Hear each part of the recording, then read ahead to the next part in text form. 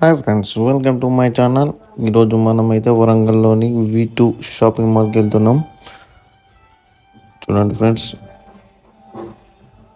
చాలా అన్ని రీజనబుల్గా ప్రైస్ ఉన్నాయి. చూడండి ఫ్రెండ్స్, టీషర్ట్స్ అయితే బాగున్నాయి ఫ్రెండ్స్. ఫస్ట్ ఫ్లోర్లో బాయ్స్కి టీషర్ట్స్ ఉన్నాయి.